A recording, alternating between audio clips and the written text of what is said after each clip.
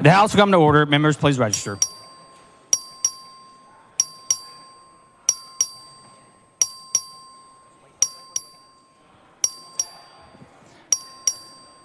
Have all members registered?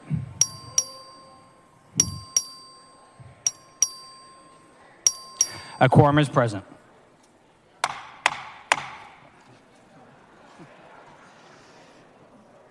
Will the House and Gallery please rise for the invocation which will be offered by the chaplain?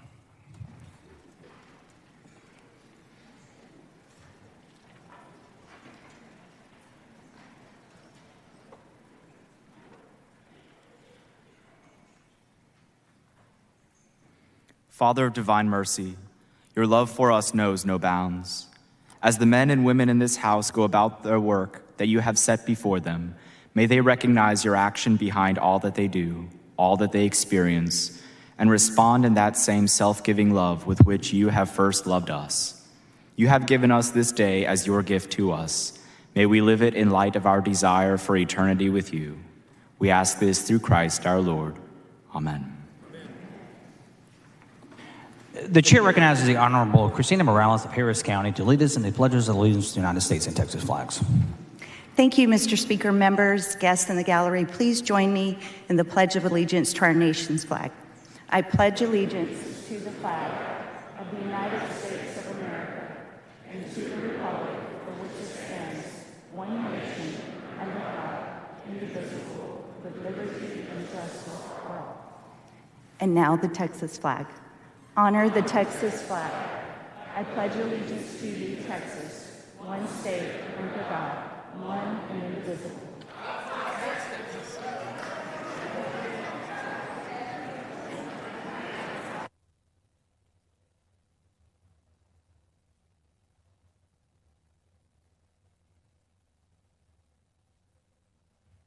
The chair will now hear excuses for absent members. Please excuse Mr. Ashby because of appointments in the district of the motion of Mr. Shine. The objection, chair has none so ordered. Mr. Speaker. Mr. Doorkeeper. Mr. Speaker, I have a messenger from the Senate at the door of the House. Admit the messenger.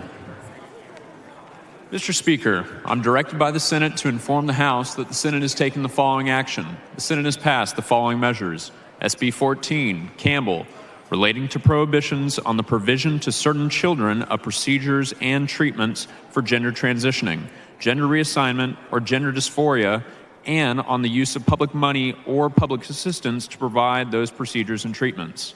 SB 59, Zaffarini. Thank you, sir. The chair announces the signing of the following in the presence of the House. HCR 84, HCR 73. The chair is pleased to recognize Dr. Samuel Mathis from Galveston as the Doctor of the Day.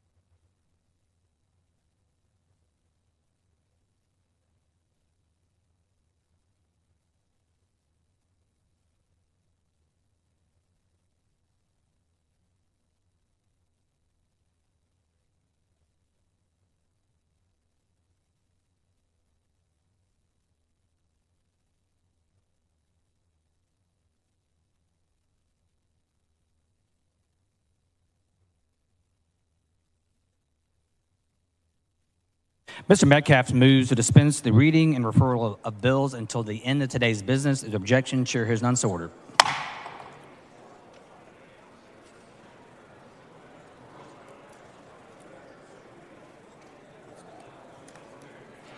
Please excuse Mr. Kitzman because of an illness on the motion of Mr. Gertis. The objection, chair hears none so ordered.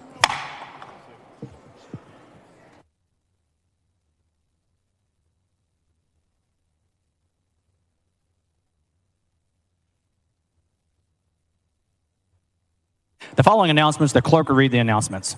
The Committee on Business and Industry will meet today upon final adjournment at desk 144 in a formal meeting to consider pending and referred business. The Committee on Corrections will meet today upon adjournment at desk 25 in a formal meeting to consider pending business. The Committee on Higher Education will meet today upon final adjournment at desk 124 in a formal meeting to consider pending business.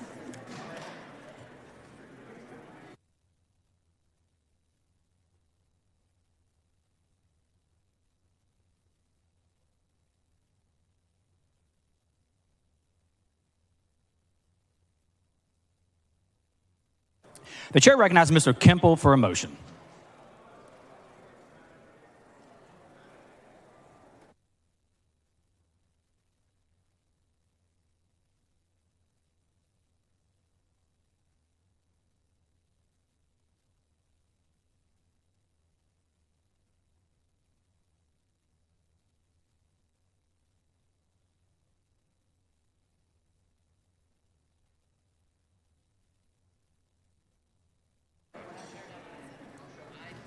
Thank you, Mr. Speaker. I request permission to introduce a House bill relating to the appointment of magistrates in Guadalupe County. Members, you heard the motion. This requires a record vote. The clerk will ring the bell. Show Mr. Canales voting aye, Mr. Kemple voting aye, Mr. Harless voting aye, Ms. Watson voting aye, Mr. Herrera voting aye. All members voting. There have been 140 ayes and 0 nays. Permission to introduce is granted.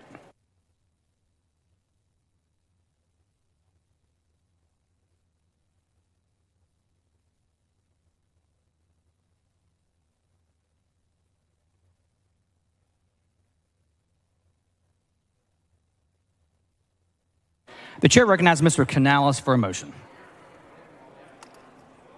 Thank you, Mr. Speaker. I move to suspend the 5-day posting rule to permit the Committee on Transportation in a public hearing today at 10:30 a.m. or upon final adjournment or recess during the bill referral if permission is granted in room E2.036 to consider HB 3146 by Shaheen related to the information contained in the annual financial audit at certain regional transportation authorities. Members, you heard the motions. Objection. Chair hears none, so ordered.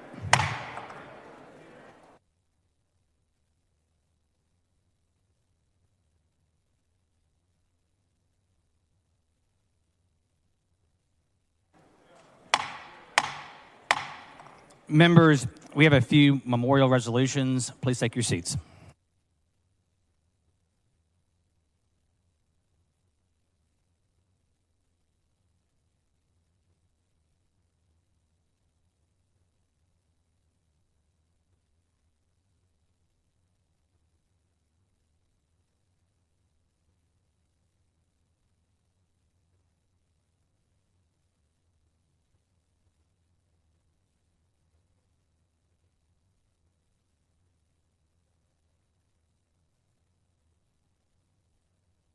Members, please take your seats.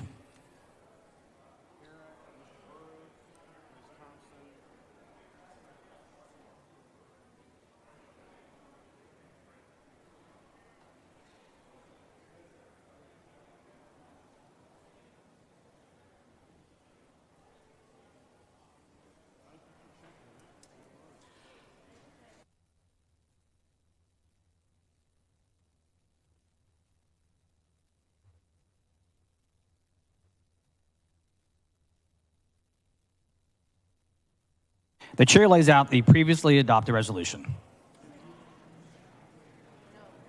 The clerk will read the caption. H.R. 341 by Shine in memory of Dr. Barbara Proby of Temple. The chair recognizes Mr. Shine. Thank you, Mr. Speaker. Good morning, Mr. Speaker and members. Thank you for providing me the opportunity to present House Resolution 341 this morning.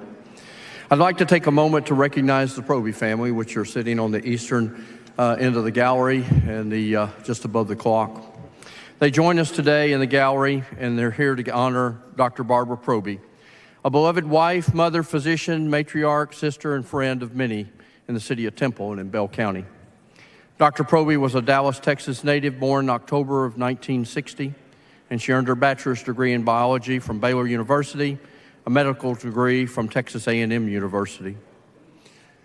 In 1986, she married her junior high sweetheart, Dr. Bob Proby, and moved to Temple to join an outstanding Scott and White medical group and the family there. She's blessed with a family of 4 children and 2 grandchildren.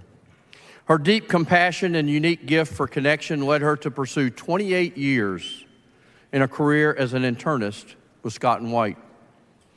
She was known for delivering firm health recommendations, being extremely perseverant, and for having the ability to become anyone's best friend upon their first meeting. These aspects earned her many valuable relationships, as well as the honor of being a continuous recipient of Texas Monthly's Best Physician here in the state of Texas. Along with her extraordinary medical career, Dr. Proby dedicated herself to the local Temple community, served on the board of the Temple Sympathy Orchestra. She was relentless in her push and passion for convincing the city of Temple to create and supporting an endowment fund.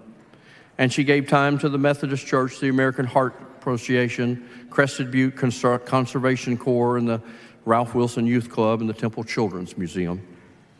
But sadly, September of 2018, Dr. Proby's life was surprisingly interrupted by the diagnosis of glioblastoma, a severe brain tumor. And despite full awareness of the gravity of the cancer and the multiple surgeries, chemotherapy, and radiation, her zest for life grew stronger. She continued to be an inspiration in the community to those around her, never strayed from being committed to improving the lives of those she encountered. And on September the 8th of 2022, Dr. Barbara Proby peacefully passed at her home in Temple. Although she was only 61 years of age, Barbara enjoyed a life with family, friends, and accomplishments, and will forever hold a special place in the hearts of those she leaves behind. Our state is better because of the life that Dr. Barbara Proby lived. So I ask you, members, please take a moment with me to remember the life of Dr. Barbara Proby. Members, please rise for a moment of silence.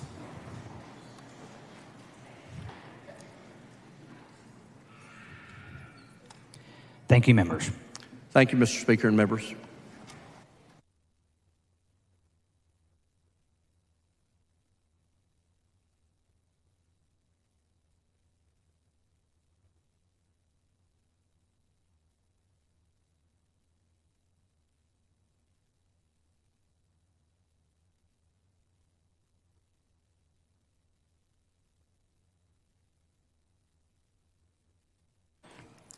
The chair lays out the following previously adopted resolution. The clerk will read the caption.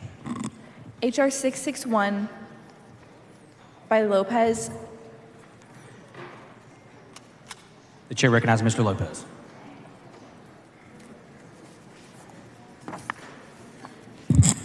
Thank you, Speaker. Good morning, members and gallery. I want to take a moment to suspend the rules and be able to bring forward this resolution, Mr. Speaker.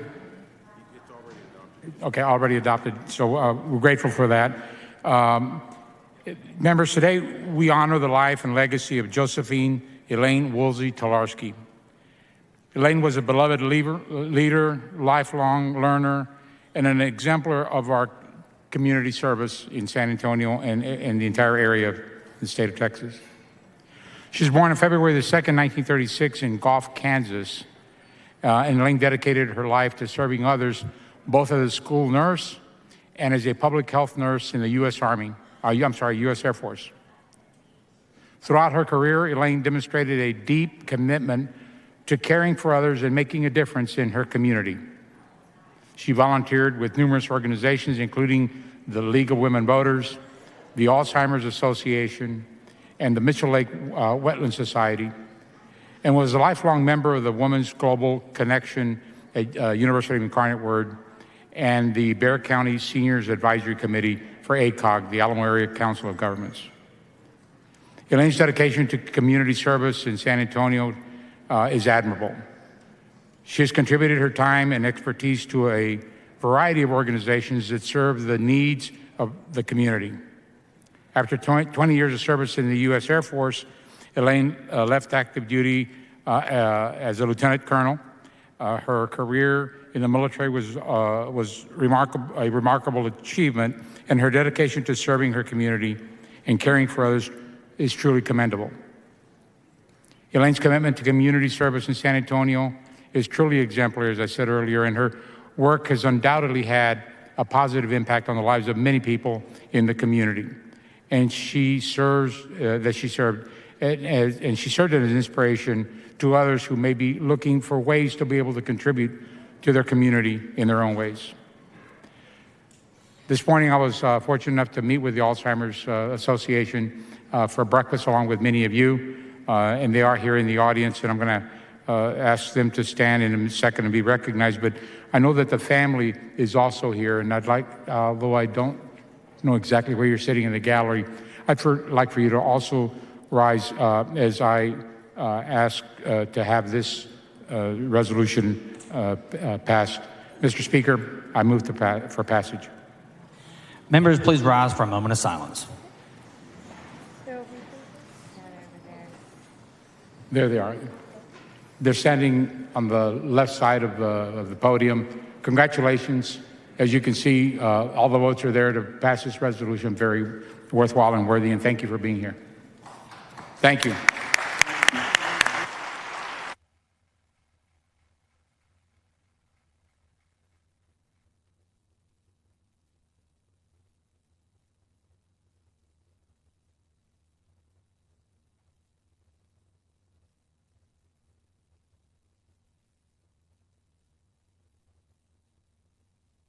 The chair recognizes Mr. Smithy for a motion. Mr. Speaker and members, I move to suspend all necessary rules to take up and consider HCR 101. Members, you heard the motion. The objection. The chair hears none. The rules are suspended. The following resolution, the clerk read the resolution. HCR 102 by Smithy in memory of Fire Chief Curtis Dwayne Brown of the Dalhart Fire Department. The chair recognizes Mr. Smithy to explain the resolution. Members, in rural Texas, we appreciate our firefighters, and when we lose one of our firefighters, it's a big loss to us because they protect us and our property.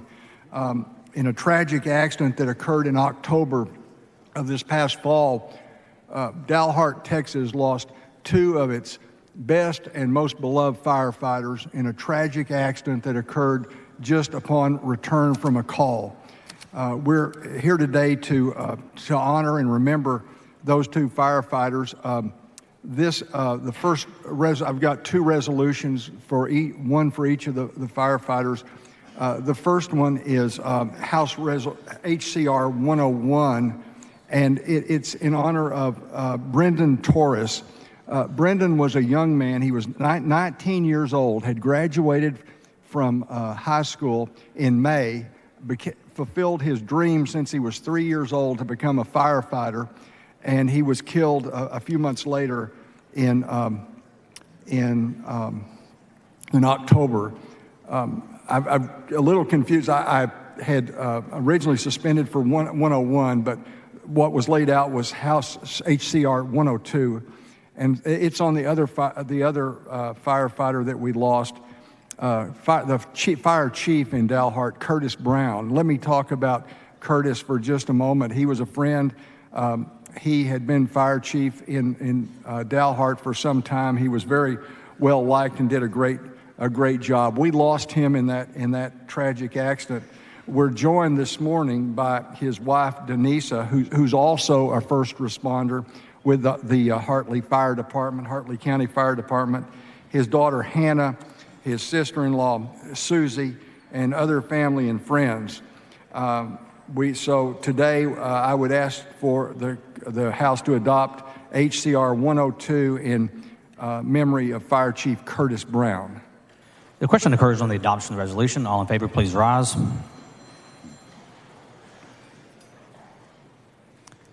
The resolution is unanimously adopted. The chair recognizes Mr. Smithy for a motion. Ms. Speaker, members, I move to suspend all necessary rules, take up and consider House HCR 101. Members, you heard the motion. The objection. The chair hears none, and the rules are suspended. Following resolution, the clerk will read the resolution. HCR 101 by Smithy, in memory of Brendan Luis Torres of the Dalhart Volunteer Fire Department. The chair recognizes Mr. Smithy to explain the resolution. So this resolution, members, is in honor of young Brendan Torres, who had his lifelong dream had been to be a firefighter. He finally realized that dream shortly after graduating from high school, and a few months later was tragically killed. I've met with these families. They're such wonderful people, and they've suffered such a loss. And I would just ask you to join me in remembering their loved ones who were lost in this accident. We have with us today Brendan's parents, Jesse and Shannon Torres, his sister Alex, his brother Devin, and his Aunt Bobby, who've joined us today. You know, there's a firefighters memorial going on in town, and they're here for that. And so I wanted to honor both Brendan and Curtis. Now, one other thing about Brendan, the family told me that his best friend was his horse. He loved his horse. That's so common in rural Texas. And that's the kind of young man he was. Just a hard worker, a fine young man, and what a loss this was for this community. In addition to the family, we're joined today by Scott White, who is the fire chief for the Hartley Fire Department, which is a cooperative fire department, and then Mario Garcia, the new fire chief for the Dalhart Fire Department. Also, we have some board members from the State Firefighters and Fire Marshals Association here in support of these two fallen firefighters. So I would ask you to join me in honoring these. Let me ask the families just to stand up so we can give our appreciation to them. Thank you all so much for being here.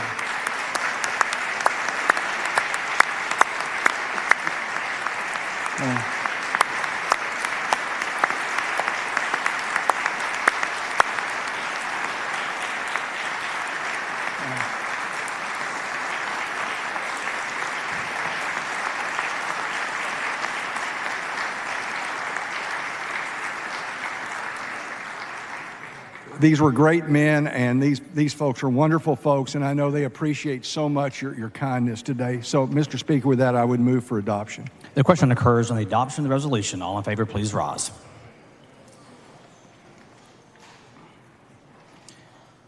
The resolution is unanimously adopted.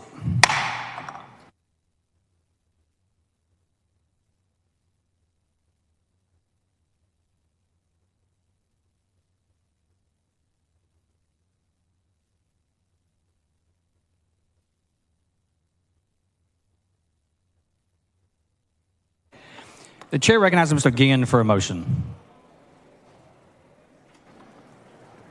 Thank you, Mr. Speaker. Members, I move to suspend all necessary rules to take up and consider House Resolution number 899, celebrating Karnes County Day at the State Capitol. Members heard the motion. Objection. Chair hears none, and the rules are suspended. Following resolution, the clerk will read the resolution. H.R. 899 by Guillen, recognizing April 5th, 2023 as Karnes County Day at the State Capitol. The chair recognizes Mr. Guillen to explain the resolution. Thank you, Mr. Speaker. Members, today we celebrate Karnes County Day at the State Capitol to recognize the history, the culture, and achievements of the county and its people. Karnes County spans 758 square miles and is known for its oil and gas production, with over 2,000 active wells and a capacity of 300,000 barrels per day. The county also has a strong Polish and Czech community that has contributed significantly to its cultural heritage, with the Nativity of the Blessed Virgin Mary Church in Chestova, celebrating its 150th anniversary this year. Today we recognize the hard work, dedication, and ingenuity of the people of Karnes County who have made this county a beacon of progress and prosperity. Members, also today we're also honoring the memory of Lacey Pruski. Lacey was a devoted mother to her two daughters, an advocate for education, and a human resources manager for Karnes County. She had a warm and infectious smile and touched the lives of everyone she met, and her passing has left a profound impact on the community, and we extend heartfelt condolences to her family and her loved ones. We're also honoring the memory of Karen and Rayleigh Kopecki, a mother and son who brought love, kindness, and adventure into the world. Karen was a caring nurse who loved trying new things, while Rayleigh was a happy and energetic child who enjoyed exploring new things. Their tragic loss is felt deeply by their family, friends, and the community, and we offer our condolences to their family and their loved ones. We're also honoring the memory of Constable Dennis Ray Fenner, a man who lived with purpose and dedication to his community and to his country. From his early years in Kennedy to his long career in law enforcement, Dennis was a man of integrity who made a positive difference in the lives of those around him.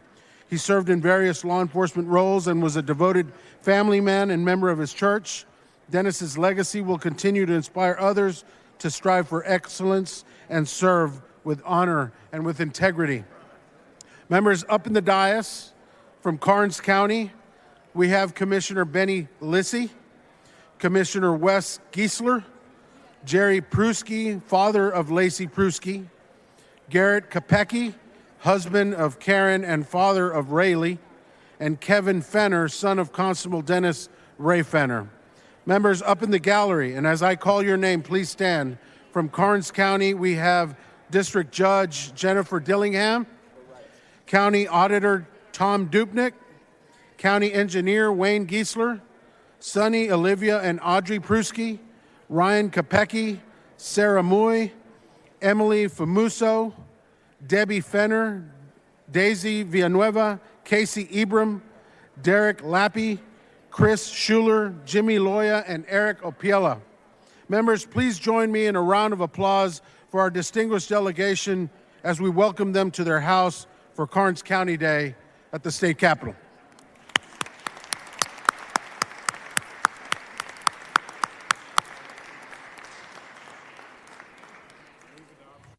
I move adoption. The question occurs on the adoption of the resolution. If objection, the chair hears none. The resolution is adopted.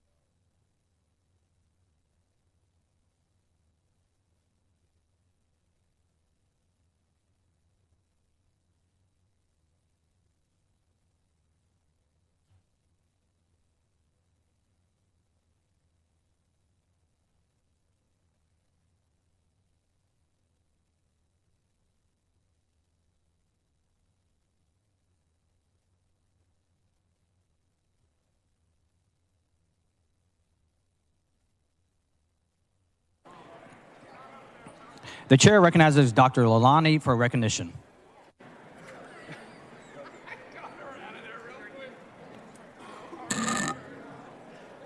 Thank you, Mr. Speaker and members. Today is the Texas Alzheimer's Association Advocacy Day at the Capitol. I would like to take a moment to recognize all the members of the Alzheimer's Association that are here today in the gallery. Please stand up and welcome to your Capitol. As we all know,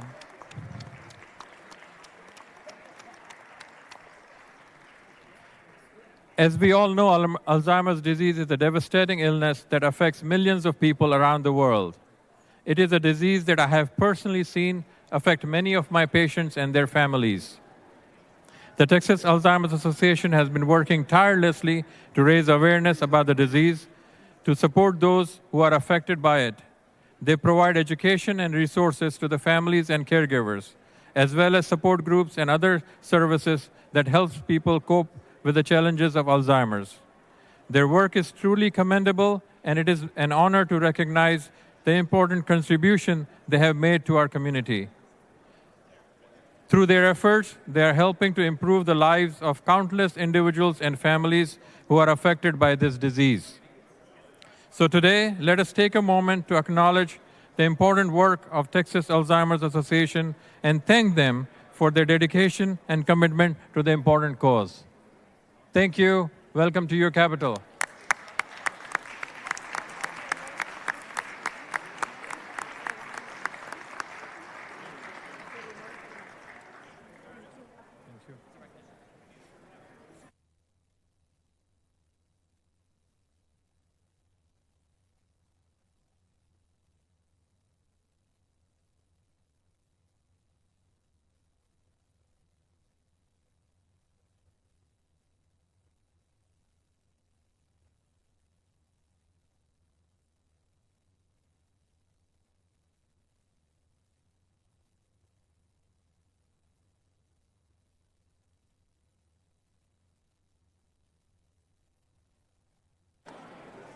The chair recognizes Ms. Morrison for a motion.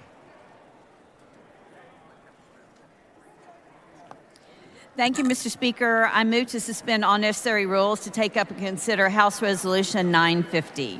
Members, you heard the motion. Objection. The chair hears none, and the rules are suspended. Following resolution, the clerk will read the resolution. H.R. 950 by Morrison, honoring native Texan Jennifer Garner for outstanding achievements in acting, business, and philanthropy. The chair recognizes Ms. Morrison to explain the amendment. Thank you, Mr. Speaker and members. I would like to honor and have you stand for Jennifer Garner.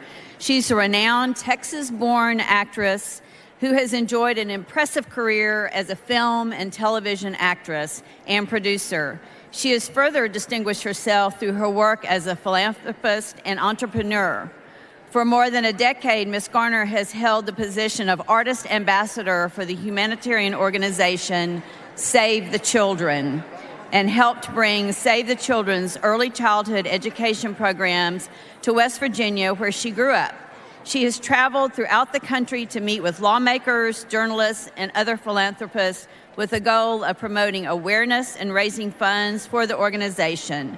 She has been a member of the board since 2014 and currently serves on the nonprofit's Program Impact and Marketing Committee. In 2017, Ms. Garner co-founded the organic food company Once Upon a Farm. She serves as the Chief Brand Officer and is responsible for overseeing charitable outreach initiatives for the business, which supports Save the Children's early education and nutrition programs. The company has partnered with Save the Children for its A Million Meals program, pledging to deliver 1 million nutritious meals to children in food insecure communities in 2024. The House of Representatives of the 88th Legislature hereby honors native Texan Jennifer Garner for her outstanding achievements in acting, business, and philanthropy, and extends our sincere best wishes for her continued success. Members, I would like to recognize our honored guest, Jennifer Garner, and Mr. Speaker, I move adoption. The question occurs on the adoption resolution. If the objection, the chair hears none, the resolution is adopted.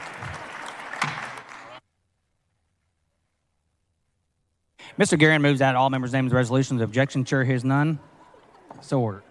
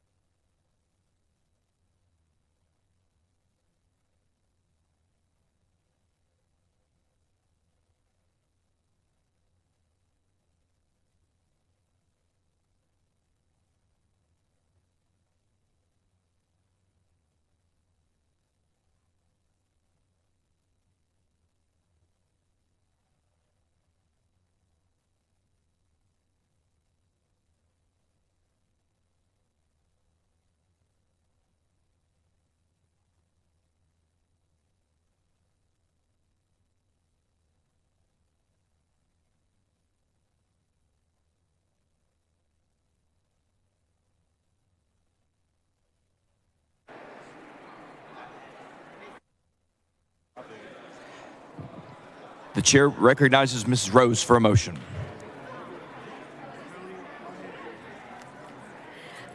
Thank you, Mr. Speaker. I move to suspend all necessary rules to take up House Resolution 914.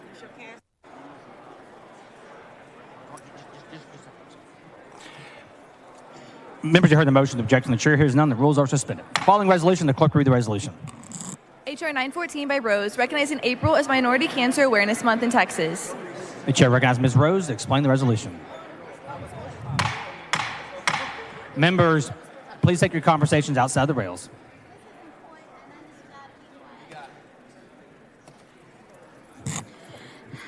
Thank you, Mr. Speaker. Members, the late Ruth Jones McClendon was a long-serving member of this House and a loyal servant for her constituents in the San Antonio District 120.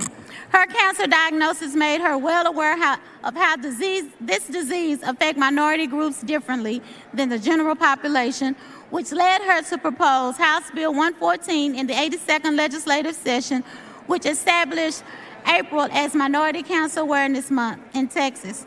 Communities of color experience disparities at every stage of the cancer process, in screenings for early detection, clinical research, and cancer treatment, cancer survivorship, and in the burden of preventable cancer risk factors. Minority groups are also underrepresented in the cancer research and care workforce. The death rate for Black African Americans is higher than all other racial groups. Native Americans and Alaskan Natives have higher death rates from kidney cancer than any other racial group in America. Cervical cancer rates are higher among women within the Hispanic, Latino, and Black African American communities, with Black African American women experiencing higher rates of death from cervical cancer. High liver and intrahepatic bile duct cancer rates affect American Indians, Alaska Natives the most, with Hispanic and Latinos and Asian Pacific Islanders following closely. Black and African American women have a similar breast cancer rate, but are more likely than white women to die of the disease. Social determinants, such as barriers to receiving care based on economic handicaps, are more likely to affect minority communities. Other social determinants like environment also contribute to increased minority cancer rates. So members, as you can see, several distinct factors encompass environmental and social economic considerations. And attention from health professionals and genetics comes into play in cancer disparities among racial groups. So my goal in recognizing Minority Cancer Month are threefold: to bring a greater understanding to the mitigating factors that trigger disparities in cancer treatments and outcome, to widen the knowledge base of racial groups at risk for contracting cancer, and to share the legacy of the late Representative Jones McClendon. Minority Cancer Awareness Month remains alive. Thank you, Mr. Speaker, and I move adoption. The question occurs on the adoption resolution. Is there objection? The chair hears none. The resolution is adopted.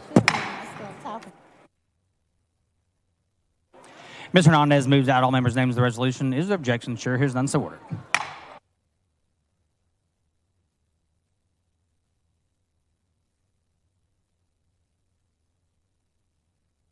The chair recognizes Mr. Price for a motion. Thank you, Mr. Speaker. I move to suspend all necessary rules to take up and consider H.R. 882. Members, you heard the motion. Is there objection? The chair hears none. The rules are suspended. Following resolution, the clerk will read the resolution. HR 882 by Price, recognizing April 5th, 2023 as Recovery Day at the State Capitol. The chair recognizes Mr. Price to explain the resolution. Thank you, Mr. Speaker. Members, substance use disorders affect people from all backgrounds and all age groups. Substance use disorders occur when there is recurrent use of a substance that affects a person's daily life. House Resolution 882 recognizes the addiction professional workforce that seeks to prevent, treat, and support recovery from substance use disorders. Recovery assistance is through evidence-based services such as intervention programs, peer support, and educational initiatives. The addiction professional workforce encompasses more than 100,000 counselors, educators, peer specialists, and other healthcare personnel. These addiction professionals have played an instrumental role in local communities' response to the opioid and other substance use crisis. House Resolution 882 recognizes today, April 5th, 2023, as Recovery Day at the state capitol and commends addiction professionals for their contributions to the health and well-being of Texas residents. In the gallery earlier, we had representatives from the Texas Association of Addiction Professionals, the Association of Substance Abuse Programs, and Recovery People. If they're still here, and I think many of them had to leave, please rise in the southeast gallery where you're sitting. But in any event, a lot of them had to leave, and I know that they are watching. So members, please join me in welcoming these addiction professionals to their Texas Capitol. Thank them for their dedicated efforts to improve the lives of others. Mr. Speaker, members, I move adoption. The question occurs on the adoption of the resolution. If objection, the chair hears none. The resolution is adopted.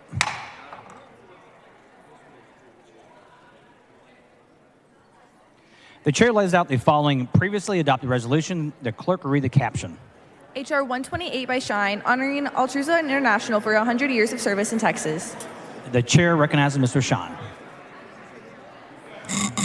Good morning, Mr. Speaker and members. Thank you for providing the opportunity to present House Resolution 128. Today, we have a fantastic group visiting us. I'm honored to welcome them to the Capitol, Altrusa International, on the east end of the Capitol. There they are. Welcome to the Capitol, ladies. The organization stands for patriotism, efficiency, and service. I'm proud to say that the president of Altrusa International, Kathy Foley, resides in Temple, Texas, and she, along with fellow Altrusians, join us today in the gallery. Altrusa has provided 100 years of volunteer service to the great state of Texas. The first chapter actually founded in April of 1923 right here in Austin, Texas, and they have flourished across the state. During World War II, Altrusa supported the war effort, championed job training for women. The effort was crucial in filling critical jobs needed back home. And then in the 1970s, Altrusa adopted literacy as a major focus in its efforts.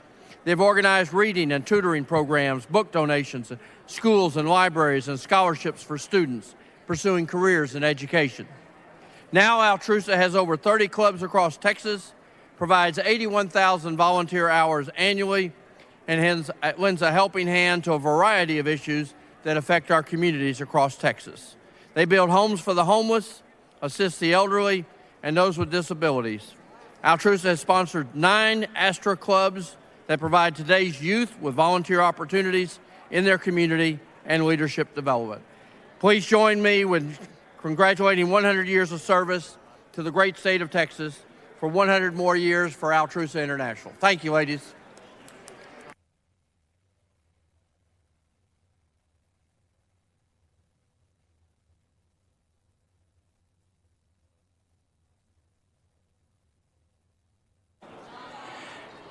The chair recognizes Mr. Lambert for recognition.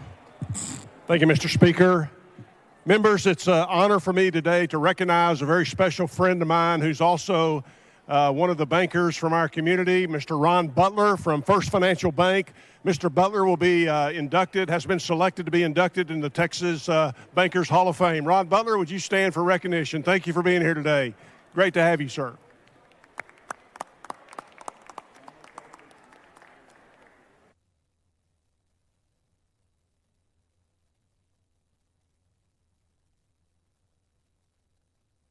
The chair recognizes Mr. Goldman and Mr. Guerin for recognition.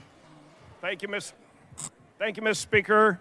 Representative Guerin and I wanted to welcome to your Capitol the student government organization from TCU. Welcome, Horned Frogs.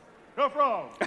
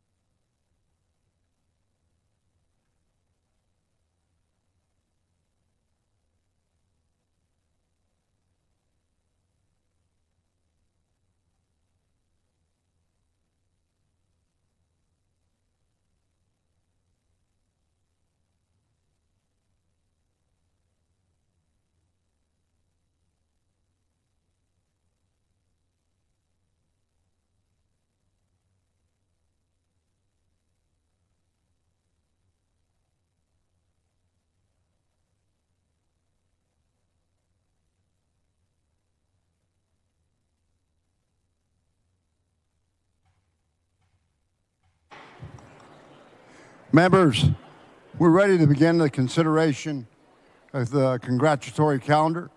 Please take your seats or take your conversations outside the rail. The following congratulatory resolutions have been withdrawn or previously adopted. The clerk will read the list. The following congratulatory resolutions have been withdrawn. H.R. 675 by Guerra. The chair lays before the House the following congratulatory resolutions. The clerk will read the resolutions. HCR 92 by Rogers, Parker County Sheriff's Posse. HCR 93 by Craddock, Midland High School Football Team. HR 670 by A. Johnson of Harris, Jenny Levenbach and Dr. Charles Levenbach.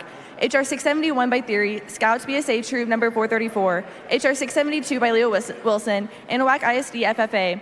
HR 673 by Campos, Rudy D. Garza. HR 676 by Ramos, Francis Luna. HR 677 by Ramos, Community Relations Unit. HR 679 by Slayton, commemorating Palm Sunday 2023. HR 680 by Smithy, West Texas A&M University Volleyball. HR 681 by Hinojosa, honoring SAFE. HR 683 by A. Johnson of Harris, Jermaine Franco. HR 684 by Buckley, Texas Fine Arts Educators. HR 687 by Lujan, Judson High School Unified Special Olympics Team.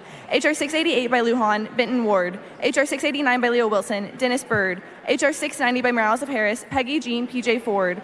HR 693 by Ordaz, Judge Kristen Romero. HR 694 by Alverson, Cypress Christian School. HR 695 by Ordaz, Judge Michelle Morales. HR 696 by Ordaz, Judge Maria Ramirez. HR 698 by Ordaz, Judge Maria Leyva Ligon. HR 699 by Ordaz, Judge Phyllis Gonzalez. HR 700 by Ordaz, Judge Laura Straffman. HR 702 by Ordaz, Judge Jessica Vasquez. HR 703 by Ordaz, Judge Alma Trejo. HR 704 by Ordaz, Judge Julie Gonzalez. HR 705 by Ordaz, Judge Ruth Reyes. HR 706 by Ordaz, Judge Imsu Karita. HR 707 by Ordaz, Judge Melissa A. Beza. HR 708 by Ordaz, Judge Lita Ness Garcia. HR 709 by Ordaz, Judge Marlene Gonzalez. HR 710 by Ordaz, Judge Yohara Lisa Gutierrez. HR 711 by Ordaz, Judge Annabelle Perez. HR 712 by Ordaz, Judge Diane Navarrete. HR 713 by Ordaz, Judge Patricia C. Baca. HR 714 by Ordaz, Judge Alyssa Perez. HR 715 by Ordaz, Judge Maria Salas Mendoza. HR 717 by Ordaz, Judge Selena Solis. HR 718 by Ordaz, Judge Monique Velarde Rodriguez. HR 719 by Ordaz, Justice Yvonne Rodriguez. HR 720 by Ordaz, Melissa N. Ortega. HR 721 by Ordaz, Ophelia Bosquez. HR 723 by Ordaz, Marlene Bullard. HR 724 by Ordaz, Ida Estrada. HR 725 by Ordaz, Maria Saldana. HR 726 by Ordaz, Mirna Hernandez. HR 727 by Ordaz, Sandra Lison. HR 728 by Ordaz, Julieta Sepulveda Ramirez. HR 729 by Ordaz, Sylvia Gonzalez. HR 730 by Ordaz, Claudia Perez. HR 731 by Ordaz, Sandra Yvonne Shea. HR 732 by Ordaz, Isela Torres. HR 733 by Ordaz, Mary Macias. HR 734 by Ordaz, Catherine Lucero. HR 735 by Ordaz, Connie Woodruff. HR 736 by Ordaz, Blanca Trout. HR 737 by Ordaz, Lucy Borrego. HR 738 by Ordaz, Brianne Barnes. HR 739 by Ordaz, Cindy Zuniga. HR 740 by Ordaz, Patsy Mendoza. HR 741 by Ordaz, Annabelle Villa. HR 742 by Ordaz, Maria Garcia. HR 743 by Ordaz, Luz Rodriguez. HR 744 by Ordaz, Christine Singh. HR 745 by Ordaz, Cynthia Ramirez. HR 746 by Ordaz, Cynthia Ann Nahara. HR 747 by Ordaz, Leah Hannany. HR 748 by Ordaz, Irizema Solis Rojas. HR 749 by Ordaz, Isabel Hernandez. HR 750 by Ordaz, Gisela Dagnio. HR 751 by Ordaz, Marcela Navarrete. HR 752 by Ordaz, Lisa Franklin Rosendorf. HR 753 by Ordaz, Anna Perez. HR 754 by Ordaz, Veronica Carbajal. HR 755 by Ordaz, Joy Martinez. HR 756 by Ordaz, Christina Mena. HR 757 by Ordaz, Bonnie Soraya Nahara. HR 758 by Ordaz, Dr. Carmen Olivia Graham. HR 759 by Ordaz, Christina R. Sanchez. HR 760 by Ordaz, Nina Pina. HR 762 by Ordaz, Lourdes Cloud. HR 763 by Ordaz, Sonia Galindo. HR 765 by Ordaz, Yvonne Colin Villalobos. HR 766 by Ordaz, Ivy Avilos. HR 767 by Ordaz, Leticia Miranda. HR 769 by Ordaz, Samantha Corral. HR 770 by Ordaz, Soledad Flores. HR 771 by Ordaz, Diane Saavedra. HR 772 by Ordaz, Betsy Keller. HR 773 by Ordaz, Joanne Bernal. HR 774 by Ordaz, Norma Fabia Barcio. HR 775 by Ordaz, Delia Briones. HR 777 by Ordaz, Dr. Veronica V. Heel. HR 778 by Ordaz, Isabella Salcido. HR 779 by Ordaz, Ileana Holguin. HR 780 by Ordaz, Rosie Vega Barrio. HR 781 by Ordaz, Dr. Jeannie Meza Chavez. HR 782 by Ordaz, Cassandra Hernandez. HR 783 by Ordaz, Kelly Tomlin. HR 784 by Ordaz, Alexandra Aneo. HR 785 by Ordaz, Andrea Hutchins. HR 786 by Johnson of Harris, Bel Air Little League. HR 787 by Ordaz, Dion Mack. HR 788 by Ordaz, Dr. Heather Wilson. HR 789 by Ordaz, Judge Rebecca Bustamante. HR 790 by Ordaz, Araceli Guerra. HR 791 by Ordaz, Judge Lucilia Nahara. HR 792 by Ordaz, Judge Nina Serna. HR 793 by Ordaz, Nicole Cote. HR 794 by Ordaz, Ellen Smith. HR 795 by Ordaz, Lauren Prine. HR 796 by Ordaz, Tracy Jerome. HR 797 by Ordaz, Carlin Neiman. HR 798 by Ordaz, Laura Cruz Acosta. HR 799 by Schaefer, Breckenridge Village. HR 800 by Johnson of Harris, Dr. Huda Zogby. HR 802 by Plisa, The Turning Point. HR 803 by Plisa, Plano ISD Education Foundation. HR 804 by Plisa, Blue Ribbon Lobby Day. HR 807 by Gonzales of El Paso, Nadia De La Rosa. HR 808 by Gonzales of El Paso, Myrna Lopez. HR 810 by Belle of Kaufman, City of Terrell. HR 811 by Gonzales of El Paso, Alejandro Olvera. HR 812 by Gonzales of El Paso, Richard Lopez. HR 813 by Gonzales of El Paso, Anthony Prado. HR 814 by Gonzales of El Paso, Karina Ruiz. HR 815 by Gonzales of El Paso, Nancy Torres. HR 816 by Gonzales of El Paso, Leticia De Santos. HR 817 by Gonzales of El Paso, Julissa Esquivel. HR 818 by Gonzales of El Paso, Ernesto Seguil. HR 819 by Gonzales of El Paso, Teresa Wilkes. HR 820 by Gonzales of El Paso, April Marioni. HR 821 by Gonzales of El Paso, Richard Salcido. HR 822 by Gonzales of El Paso, Daisy Garcia. HR 823 by Gonzales of El Paso, Dr. Garrett Ritchie. HR 824 by Gonzales of El Paso, Holly Garza. HR 825 by Gonzales of El Paso, Noemi Hernandez. HR 826 by Gonzales of El Paso, Michelle Trujillo. HR 827 by Gonzales of El Paso, Daniel Gutierrez. HR 828 by Gonzales of El Paso, Liz Lopez. HR 829 by Gonzales of El Paso, Alina Araviz Acosta. HR 830 by Gonzales of El Paso, Roxanne Ruiz. HR 831 by Gonzales of El Paso, Eric Villalba. HR 832 by Gonzales of El Paso, Roberto C. Trejo. HR 833 by Gonzales of El Paso, Erica Cabral. HR 836 by Gonzales of El Paso, Barbara Flores. HR 837 by Gonzales of El Paso, Ignacio Storge. HR 838 by Gonzales of El Paso, Benjamin Ortega. HR 839 by Gonzales of El Paso, Gilbert Martinez. HR 840 by Gonzales of El Paso, Ivan Ramirez. HR 841 by Gonzales of El Paso, Gabriela Elliott.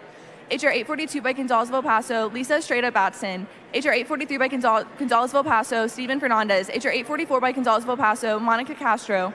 HR 845 by Gonzales of El Paso, Jennifer Marquez. HR 846 by Gonzales of El Paso, Darlene Hernandez. HR 847 by Gonzales of El Paso, Randy Shreve. HR 848 by Gonzales of El Paso, Jennifer Hansen. HR 849 by Gonzales of El Paso, Greg Hatch. HR 850 by Gonzales of El Paso, Jesse Aguirre. HR 851 by Gonzales of El Paso, Raul Calderat. HR 852 by Gonzales of El Paso, Dr. Trinia Wright. HR 853 by Gonzales of El Paso, Brenda Mills. HR 854 by Gonzales of El Paso, Leticia Terrazas. HR 855 by Gonzales of El Paso, Jennifer Avila. HR 856 by Gonzales of El Paso, Christina Chavira. HR 857 by Gonzales of El Paso, Rosa Chavez Abisidian. HR 858 by Gonzales of El Paso, Jesus Mendez. HR 859 by Gonzales of El Paso, Leslie Thomas. HR 860 by Gonzales of El Paso, Fernando Miranda. HR 861 by Gonzales of El Paso, Vanessa Betancourt. HR 862 by Gonzales of El Paso, Dina White. HR 863 by Gonzales of El Paso, Patricia Fernandez. HR 864 by Gonzales of El Paso, Valerie Hairston. HR 865 by Gonzales of El Paso, Jonathan Flores. HR 866 by Gonzales of El Paso, Adalberto Garcia. HR 870 by Leilani, Alzheimer's Association State Advocacy Day.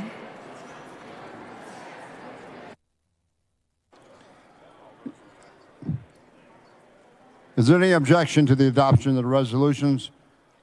The chair hears none, and the resolutions are adopted.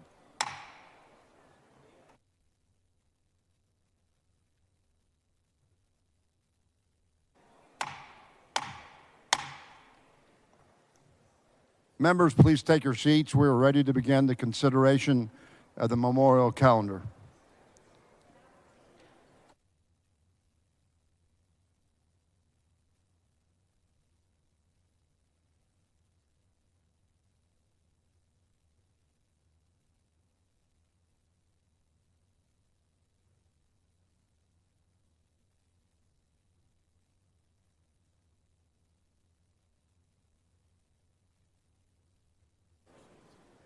Members, please take your seats.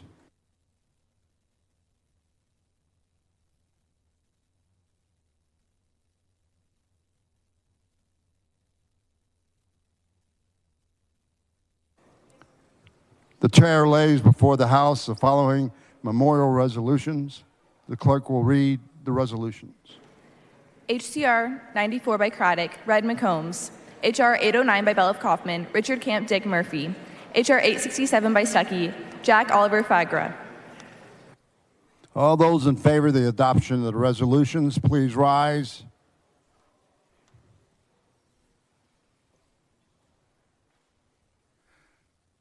The resolutions are unanimously adopted.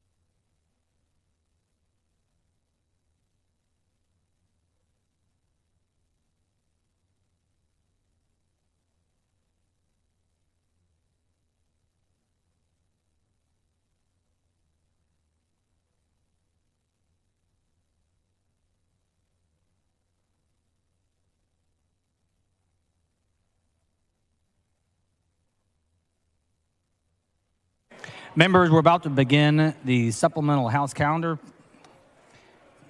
Please stay near your desk. The chair lays out on third reading HB 4. The clerk will read the bill. HB 4 by Capriglione, related to the regulation of the collection, use, processing, and treatment of consumers' personal data by certain business entities, imposing a civil penalty. The chair recognizes Mr. Capriglione to explain the bill. Mr. Speaker, members, I'm here to talk to you about House Bill 4. That's the bill we worked on yesterday. This is also known as the Texas Data Privacy and Security Act, and I appreciate your help in it becoming the standard bearer for consumer data privacy across the country. Ms. Hernandez, for what purpose? Will the gentleman yield for a question? The gentleman yield for a question. He yields. I do, yes. For legislative intent purposes, this bill provides certain exemptions under Section B, Title II of the Utilities Code. Are there electric utilities intended to be exempt? Yep, that section applies to electric utilities within ERCOT. In our deregulated market, transmission and distribution utilities do not directly offer services to customers or use consumer data for marketing, which means their activities are outside the intent of House Bill 4. Thank you. Thank you. Mr. Speaker, I move passage. The question occurs on final passage of HB 4. The clerk will ring the bell. Show Mr. Hunter voting aye. Show Mr. Burrows voting aye.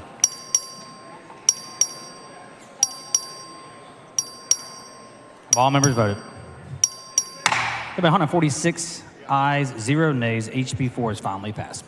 The chair lays out on third reading HB 456. The clerk will read the bill. HB 456 by Craddock, relating to an exemption from ad valorem taxation of certain royalty interests owned by a charitable organization. The chair recognizes Mr. Craddock to explain the bill. Mr. Speaker, this is the bill we passed yesterday, and what this does is fix a loophole in the ad valorem taxes. I'm going to move passage. The question occurs on final passage of HB 456. This is a record vote. The clerk will ring the bell. Show Mr. Craddock voting aye.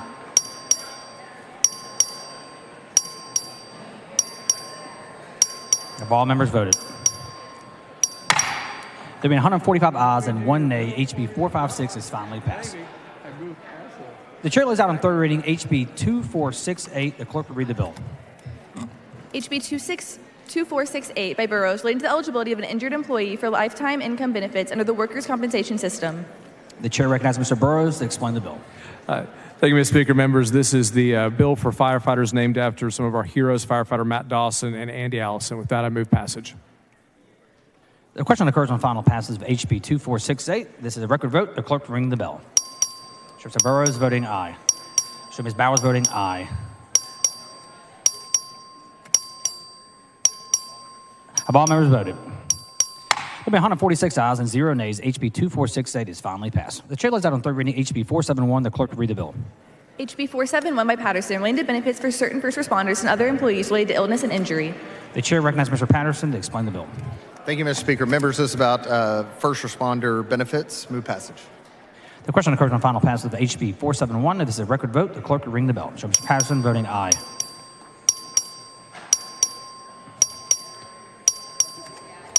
Have all members voted? There have been 146 ayes and 0 nays. HB 471 is finally passed. The chair lays out on third reading HB 729. The clerk will read the bill. HB 729 by Rose, relating to the statewide Intellectual and Developmental Disability Coordinating Council. The chair recognizes Ms. Rose to explain the bill. Thank you, Mr. Speaker. I just want to take one quick second to explain something about this bill. This is House Bill 729, which creates a strategic statewide council for persons with IDD. Several people afterwards said that what's the difference between your bill and the governor's bill? This bill has to do with state agencies. It has nothing to do with the commission or the committee that the governor has.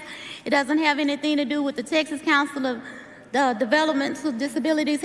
This is something to stop having duplicative work, and these agencies come together. We did this with mental health, and we would like to do it with the IDD population. And with that, Mr. Speaker, I move passage. The question occurs on final passage of HB 729. This is a record vote. The clerk will ring the bell. Show Ms. Rose voting aye. Mr. Frank voting aye.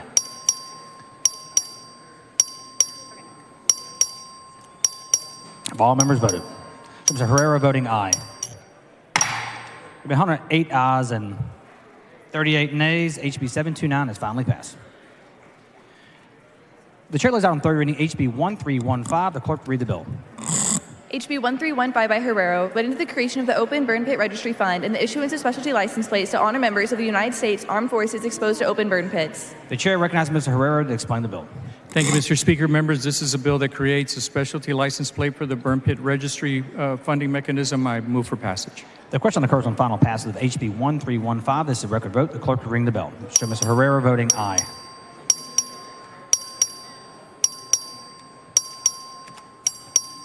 Have all members voted? There have been 138 ayes and 9 nays. HB 1315 is finally passed. The chair lays out on third reading HB 796. The clerk will read the bill. HB 796 by Button, relating to the creation and maintenance by an appraisal district of a publicly available internet database of information regarding protest hearings conducted by the Appraisal Review Board established for the district. The chair recognizes Ms. Button to explain the bill. Thank you, Mr. Speaker. Members, HB 796 aims to make the appraisal process more transparent by requiring information regarding protest hearing to be made available on the Truth and Taxation website. Move passage. The question occurs on final passage of HB 796. This is a record vote. The clerk will ring the bell. Show Ms. Button voting aye.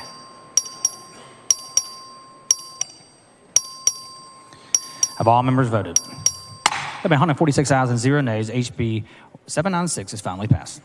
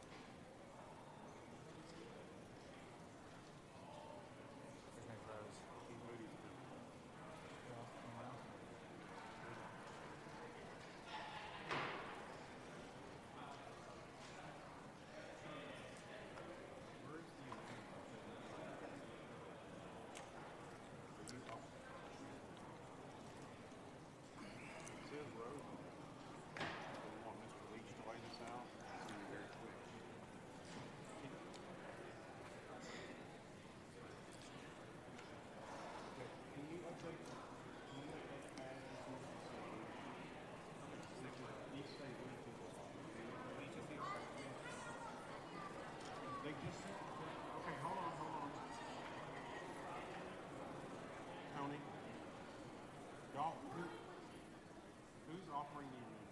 I just need to know whose name. I need to know whose name you want to go first. Just a second. What do you want to do?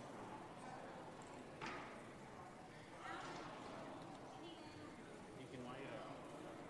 So Haley, when you think of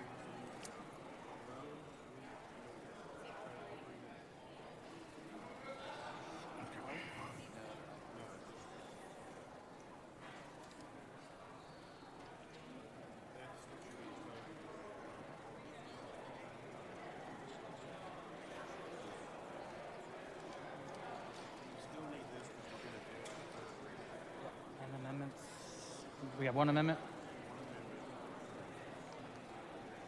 Gotcha. You ready?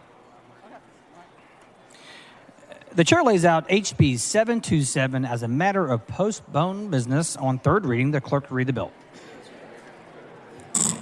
HB 727 by Rose, relating to the applicability of the death penalty to a capital offense committed by the person with severe mental illness. The chair recognizes Ms. Rose to explain the bill. Thank you, Mr. Speaker. I want to thank everyone for bearing with me as we postpone House Bill 727. One of the reasons I postponed it because several members wanted to continue to have conversations about it, and I appreciate those who I've had those conversations with. And so today I want to finish the process, and I want to just tell you a little bit about why I'm so passionate about this. Prior to me running for office, I worked in correctional mental health, so majority of my career has been working with inmates who were in the psychiatric department, and so that's why I understand this issue, and I know there are some concerns about bipolar being a part of it, and so although I understand your concerns, and because the body is willing to work with me on this bill, I think we can start from somewhere, and so I have an amendment, myself and Representative Leach and Representative Moody, to remove bipolar, and I would. Mr. Slayton, for what purpose? I had questions on the amendment when we're there. Thank you, Mr. Slayton. And The following amendment, the clerk will read the amendment. Amendment by Rose, Leach, Moody. The chair recognizes Mr. Leach to explain the amendment. Thank you, Mr. Speaker. Members, appreciate your patience with this bill, and certainly to Vice Chair Rose as well. Members, this amendment is in front of you. It's on your system. It's very clear. It simply strikes the word bipolar disorder under the bill, and so the bill will now just read schizophrenia or a schizoaffective disorder. Bipolar is out of the bill. Mr. Slayton, for what purpose? I'd like to ask the member a question, Mr. Speaker. Would the gentleman yield for questions? Yes. The gentleman yields. Thank you, Mr. Speaker. Representative Leach, so why was the decision just to strike bipolar? Because that's the way we drafted the amendment, Representative Slayton. Was there any, what was the decision-making in choosing that one over the others? Just wondering. That was a concern addressed, that was a concern expressed to us on the floor last week, and then Representative Slayton, many of us have actually been in productive, collaborative discussions amongst ourselves, with the bill's author, with folks who supported the bill and those who were not comfortable with it, and this seemed to be the major concern, and we thought by way of this amendment it would address those concerns that were held by many members. Okay. Representative Leach, you think we have more mental health options available to people now than we did 10, 20, 30, 40 years ago? Representative Slayton, this amendment is very clear. This is about striking the words bipolar from the text of the bill. That's all this amendment does. I'm not real interested in a larger discussion about issues that are not relevant to this amendment. It's very clear and straightforward. If you have questions about the amendment itself, I'm happy to answer them. Well, I believe it is substantive to this. We do have more mental health available in what we offer to residents of Texas. I would like to ask you, are you aware of who Jeffrey Dahmer was? Representative Slayton, yes. Are you aware of one of the mental conditions they diagnosed him with when he was in prison? I'm not aware of the specific facts of his case, no. Schizophrenia. So if this amendment passes, someone with schizophrenia who has had interactions or diagnosed with mental health, kills people, they could be not subject to the death penalty. Jeffrey Dahmer killed over 20 people, and he had schizophrenia. And if this amendment gets on, or it doesn't, if this bill were to pass, do you think there's a chance people that do grotesque acts of violence like Jeffrey Dahmer could get away from the death penalty? Representative Slayton, I believe very strongly that that in our criminal law, when an offense is committed, whether it's a capital offense or otherwise, the defendant has to have not only done the actus reus, but has had the requisite mental state, the mens rea as well. If someone does not have the mens rea, then they should not be convicted of a crime or sentenced to capital punishment. Representative Slayton, let's be very, very clear. That in a case where someone is diagnosed with schizophrenia or a schizoaffective disorder, at the time it was committed, the crime was committed, that person can still receive life in prison, can be convicted of the capital offense, and can still receive life in prison. The question here, Representative Slayton, is whether they should be eligible for the death penalty and put to death by the state. I trust our judges, I trust our juries, I trust our medical professionals, I trust the system to work, and I believe that this bill strengthens the system, not weakens it. Thank you, Representative Leach. Thank you. Dr. Oliverson, for what purpose? Mr. Speaker, did the gentleman yield for a question or two? The gentleman yield for questions. The gentleman yields. So, Yes. Chairman, appreciate your work on this. I appreciate this amendment. Are you aware that the DSM, which is the manual that psychiatrists use to classify mental illness, that schizophrenia, schizoaffective disorders are classified as disorders that affect that affect thought and a perception of reality, whereas bipolar is classified as a mood disorder. It is not a thought or reality perception affecting disorder. It is a disorder of elevation and depression. Were you aware of that? Yes, my intense medical studies have led me, I know, I'm aware. I was going to say exactly what you just said. You just said it better than me. So, I mean, would you agree that this is a substantive change if the intent of the bill and the amendment is to separate out individuals who may not be able to perceive reality from non-reality, separating out disorders of thought from disorders of mood is a substantive change to the nature of this bill, and I would say in a positive way. I agree. Again, well said. Okay, thank you. Thank you, Chairman. Members, I move adoption of the amendment. Mr. Leach sends up an amendment. The amendment is acceptable to the author's objection to the adoption amendment. Mr. Kane has requested a record vote on the amendment. The clerk will ring the bell. Mr. Leach voting aye. Mr. Kane voting aye. Ms. Rose voting aye. Mr. Moody voting aye. Have all members voted? There have been 136 ayes and 5 nays. The amendment is adopted. The chair recognizes Ms. Rose to close on the bill. The chair recognizes Mr. Kane to speak for the bill. The American criminal justice system is based on and derived from several implicit, if not explicit, assumptions.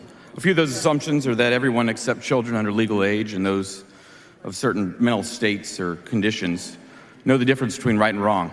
Through their operations of God's temporal conserving upon our conscience, We can tell the difference between acts of right and acts of wrongdoing. To quote Mark 7:21, Christ said, "For it is from within, out of a person's heart, that evil thoughts come." Those who choose to do wrong should probably be punished, but the state may only punish people for the outward acts of crime they commit. Punishment is the price we pay for our freedoms to choose evil deeds over good deeds. For Christians, one aspect of worshiping our God is understanding that his laws, which are perfect, are given to safeguard his people. God established rules of justice to prevent unfair, arbitrary, erroneous, or dishonest treatment of an individual. These judicial requirements are things that we know today as procedural due process and substantive process. In the book of Deuteronomy, Moses outlines God's plan for Israel's spiritual and community life. Deuteronomy 17:2-13, God focuses on Israel's judicial process. He's putting systems in place to deal fairly and respectfully with those accused of crimes. One such procedure was to require 2 or 3 witnesses for a criminal conviction. We find that in Deuteronomy and in Numbers, one saying that on testimony of 2 or 3 witnesses, a person should be put to death, but no one should be put to death on just one. If this were the law, the death penalty would be even more rare than what this bill seeks to do.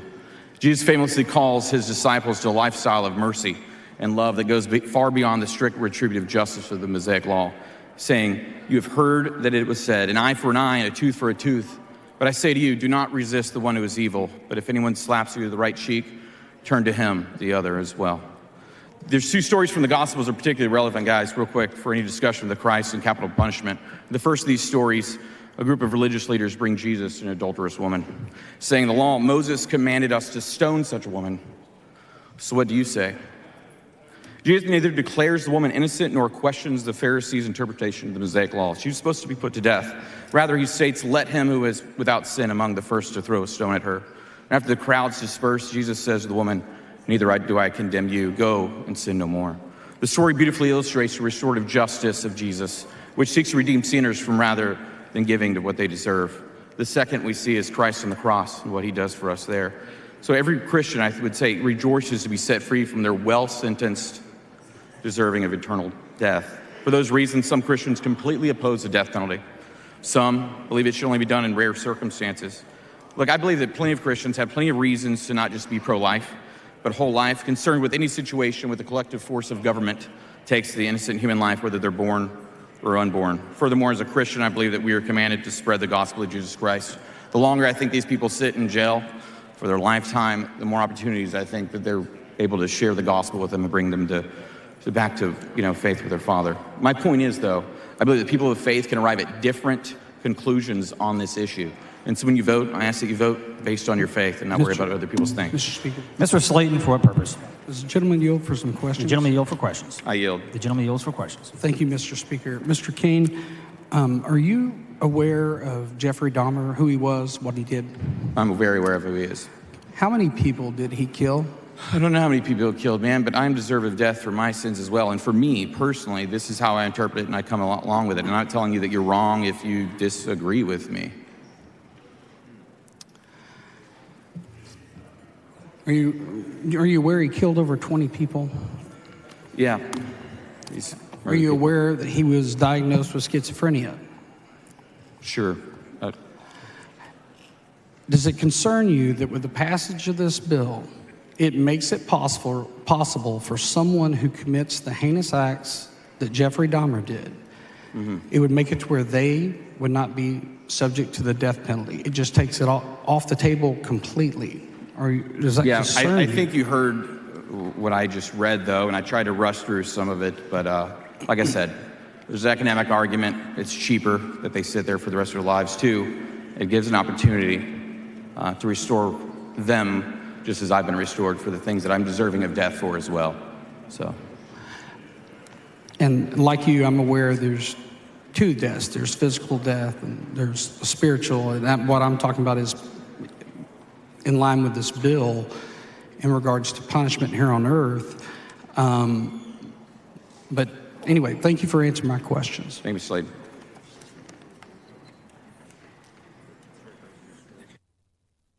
The chair recognizes Ms. Rose to close on the bill. Move passage.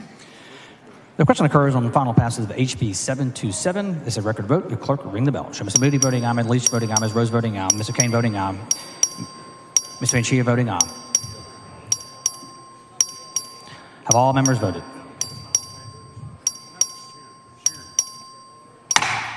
There being 97 ayes and 48 nays, HB 727 is finally passed.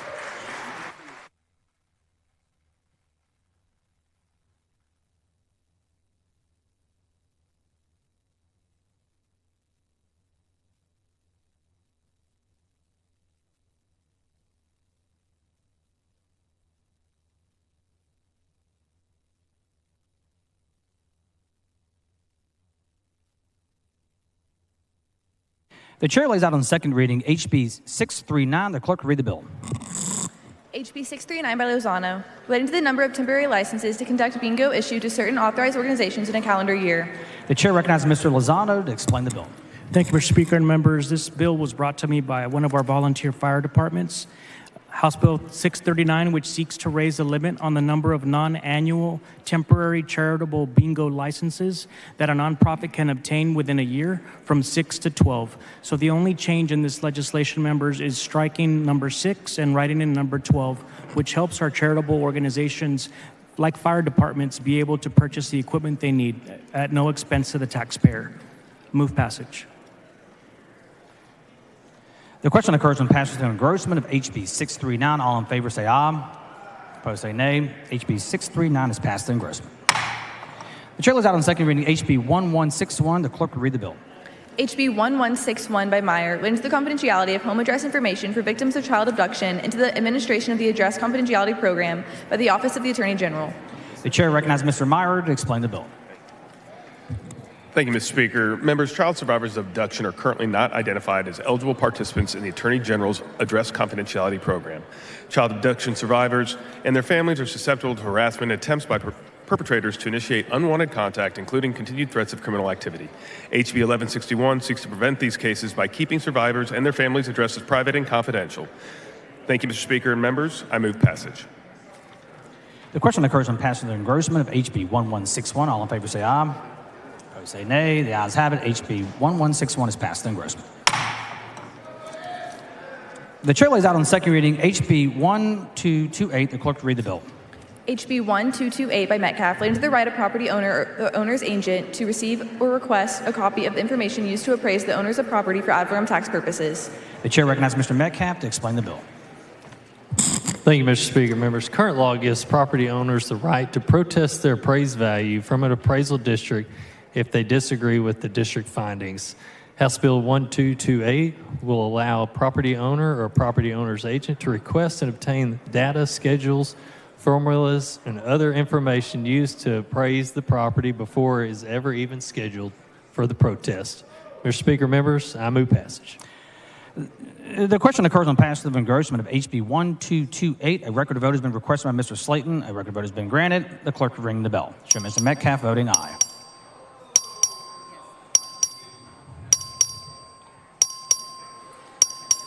Have all members voted?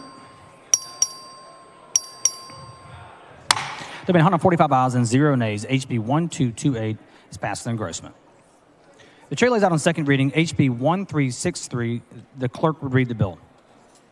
HB 1363 by Kemple, relating to the repeal of the Real Estate Inspection Recovery Fund.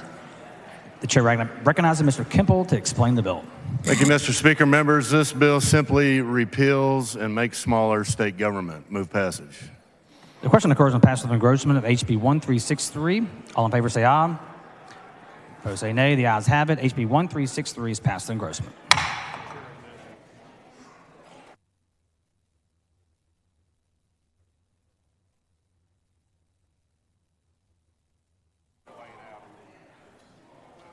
The chair lays out on second reading HB 112. The clerk will read the bill. HB 112 by Howard, relating to workplace violence prevention in certain health facilities. The chair recognizes Ms. Howard for a motion. Thank you, Mr. Speaker. Members, waiting for the Senate bill to catch up, I move to postpone further consideration of HB 112 until Wednesday, April 12th at 10 a.m. Members, you heard the motion and objection. Chair hears none, so ordered.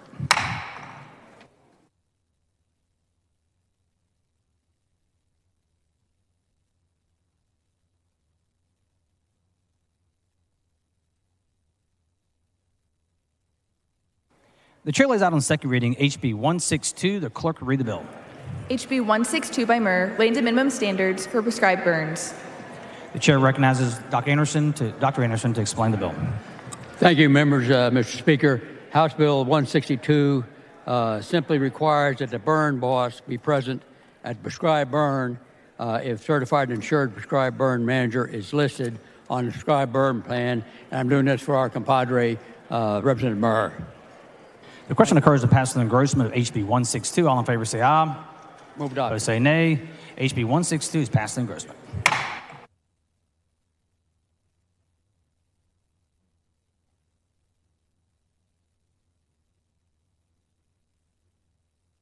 The following bills on first reading referral, the clerk will read the bills and resolutions. HB 5342 by Guillen, relating to the designation of the Texas Department of Transportation building in Starr County as the Eduardo Eddie Garcia Jr. PE Area Engineer and Maintenance Facility, referred to the Committee on Transportation. HR 886 by Slayton, commemorating President George Washington's Thanksgiving Proclamation of October 3rd, 1789, referred to the Committee on State Affairs. HR 930 by Ramos, commending Kimberly Banks for her service as the Senior Business Engagement Officer of Communities Foundation of Texas, referred to the Committee on International Relations and Economic Development. SB 1004 by Huffman, relating to creating the criminal offense of tampering with an electronic monitoring device and to certain consequences on conviction of that offense, referred to the Committee on Corrections. The following resolutions are being referred to the Committee on Resolutions calendars. HCR 97 by Craddock, HCR 98 by Murr, HCR 99 by Craddock, HCR 100 by Howard, HR 878 by Bell Montgomery, HR 885 by Campos, HR 887 by Slayton, HR 888 by Herrero, HR 890 by Kitzman, HR 891 by Gonzalez of El Paso, HR 892 by Gonzalez of El Paso, HR 893 by Leach, HR 894 by Lujan, HR 895 by Howard, HR 896 by Plisa, HR 900 by Guillen, HR 901 by Guillen, HR 903 by Hull, HR 904 by Plisa, HR 905 by Gonzalez of El Paso, HR 906 by Plisa, HR 908 by Niave Curado, HR 910 by Shine, HR 911 by Herrero, HR 912 by Herrero, HR 913 by Herrero, HR 915 by Herrero, HR 916 by Herrero, HR 917 by Rogers, HR 918 by Herrero, HR 919 by Leo Wilson, HR 920 by Murr, HR 921 by Kitzman, HR 922 by Spiller, HR 923 by Spiller, HR 924 by Plisa, HR 925 by Plisa, HR 926 by Plisa, HR 927 by Campos, HR 929 by Ramos, HR 931 by Ramos, HR 932 by Ramos, HR 933 by Ramos, HR 934 by Ramos, HR 935 by Munoz, HR 936 by Busey, HR 937 by Plisa, HR 939 by Niave Curado, HR 940 by Plisa, HR 941 by Plisa, HR 942 by Plisa, HR 943 by Plisa, HR 944 by Plisa, HR 946 by Shine, HR 947 by Leo Wilson, HR 948 by Slayton, HR 949 by Tepper, HR 951 by Troxclair, HR 952 by Guerra, HR 954 by Leo Wilson.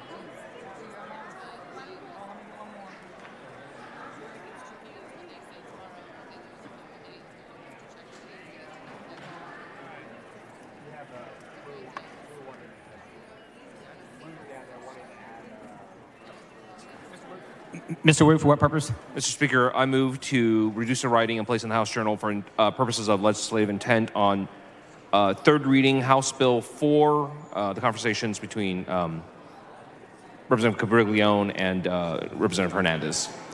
Members, you heard the motion. Is objection? The chair hears none, so ordered. There you go. All right. Mr. Pursuit, for what purpose? Mr. Speaker, I move to reduce the writing and place in the journal the remarks of all members on House Bill 727 on third reading. Members heard the motion. The objection, chair hears none, so ordered.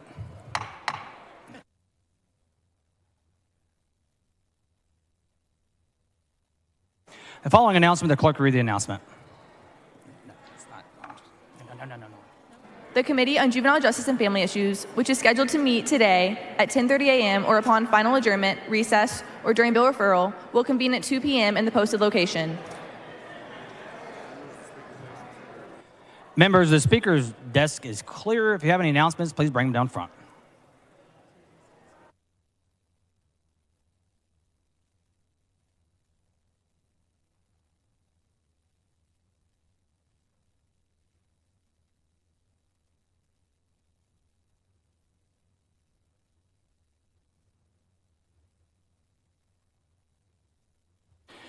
Mr. Guerin moves the House adjourned until Thursday at 9 a.m. Is there objection? Chair hears none, and the House stands adjourned. All right, thank you. Members, just to be very clear, 9 a.m. tomorrow. Get your sleep. You're going to need it.